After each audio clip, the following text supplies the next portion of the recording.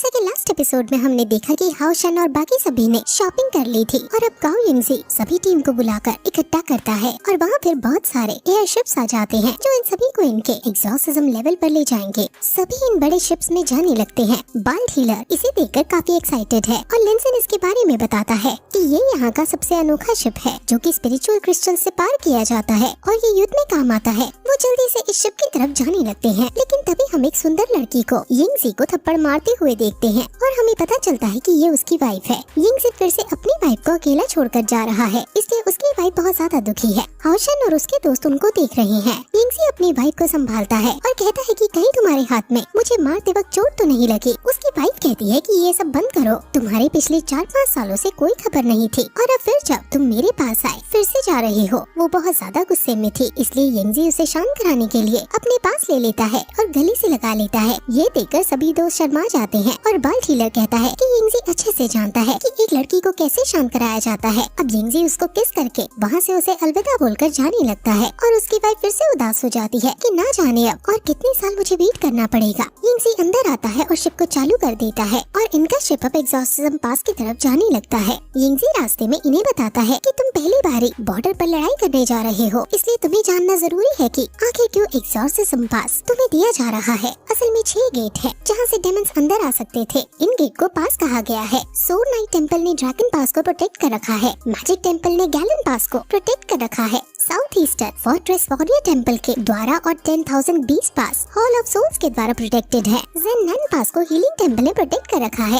हालांकि वहाँ की सिचुएशन इतने कंट्रोल में नहीं है, लेकिन बाकी टेम्पल को सपोर्ट करने की वजह से उनका डिफेंस स्ट्रॉन्ग ही है। एग्जॉर्सिज्म पास को असासिन हॉल ने प्रोटेक्ट कर रखा है, जो कि डेमन माउंटेन रेंज के बीच में है और वो माउंटेन बीस्ट को रोके रखता है। हालांकि वहाँ युद्ध होता रहता है और वहाँ डिफेंस भी आसान है, लेकिन वहाँ उन पर अटैक करना बहुत मुश्किल है, इसलिए हम वहाँ तुम्हें टेम्पल ले जा रहे हैं और वहाँ तुम अटैक करके डेमन्स को मारोगे। तुम्हें वहाँ टीम वर्क दिखाते हुए इस मिशन को पूरा करना है, वरना अगर तुम हार गए तो तुम्हारी टीम को डिसबैंड कर दिया जाएगा। अब यिंगज़ी कहता है कि मेरा काम हो गया है, अब से तुम्हारा मिशन चालू होता है। वो फिर यहाँ से चले जाते हैं और उनके जाते ही यहाँ बड़े बड़े चमगादड़ उनके शिप पर हमला कर देते हैं। ये उड़ने वाले डेमन्स है और इन्हें समझ नहीं आ रहा कि इतने सारे 4th रैंक के डेमन अचानक कैसे आ गए यहाँ पर। वो डेमन्स इन पर हमला कर देते हैं और उनके शिप का एक गेट तोड़ देते हैं, जिससे वो सभी बाहर की तरफ खींचने लगते हैं और हाओ शन उन्हें हाथ पकड़कर बचाता है। लेकिन तभी जेरी बताती है कि फ्यूल टैंक और ऑटोमेशन सिस्टम खराब होने वाला है, हमें जल्दी से सिचुएशन संभालनी होगी, क्योंकि अगर ये शिप क्रैश हो गया तो ये सभी नीचे गिर जाएंगे और मर जाएंगे।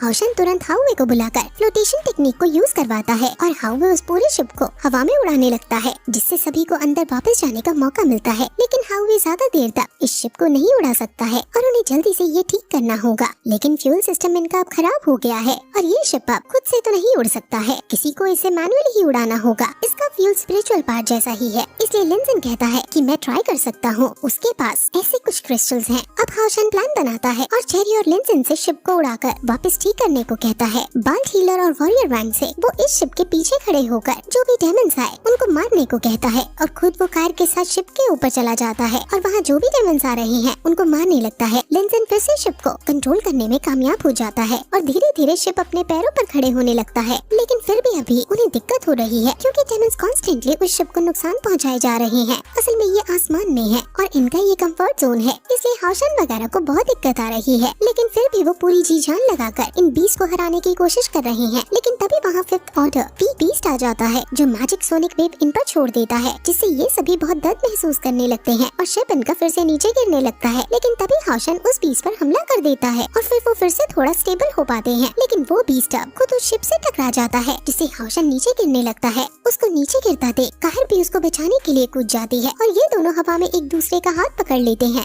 और हाओ शन हाउवे को बुलाकर जल्दी से फ्लोटिंग टेक्निक का यूज करके खुद को और कायर को हवा में उड़वा लेता है और वो दोनों भी अब क्योंकि हवा में उड़ पा रहे हैं तो अब बीस्ट को अच्छी टक्कर देने लगते हैं। इनके पीछे आइकॉनिक लेवल की बैटल होने लगती है। बाकी शिप्स के लोग भी बाहर निकलकर इन डेमन से फाइट कर रहे थे, लेकिन तभी अचानक वो सभी चले जाते हैं। ये देखकर सभी हैरान हैं, लेकिन वो बीस्ट फॉर्मेशन बनाकर फिर से आते हैं और हाओ शन पर हमला कर देते हैं और अब वो हाओ शन पर भारी पड़ रहे हैं। लेकिन इतने में इनका एयरशिप ठीक हो जाता है और वो एयरशिप से जेरी इन सभी बीस्ट को मारने लगती है। है और अब फिर से ये लोग बीस के ऊपर काबू पा लेते हैं और फिर से वो अब वापस शिप में आ जाते हैं। और जेरी जो कि शिप को काफी अच्छे से कंट्रोल कर रही थी, वो शिप के हथियारों से बहुत सारे डेमन्स को मारने लगती है। अब सभी डेमन्स मर जाते हैं और फिर यहाँ गाओ यिंगज़ी आते हैं, जो इन सभी की तारीफ करते हुए कहते हैं कि मुझे नहीं लगा था कि तुम इस सिचुएशन पर काबू पा लोगे, लेकिन फिर भी अच्छा है कि तुमने पा ली। लेकिन अब तुम्हारा एक्सॉर्सिज्म पार्ट शुरू होगा। और वो इन सभी को नीचे फेंक देता है और नीचे जाकर उनको चोट नहीं लगती, क्योंकि उनके ऊपर इसने गोल्डन शील्ड लगा दी थी। और फिर अब ये एपिसोड यही खत्म हो जाता है।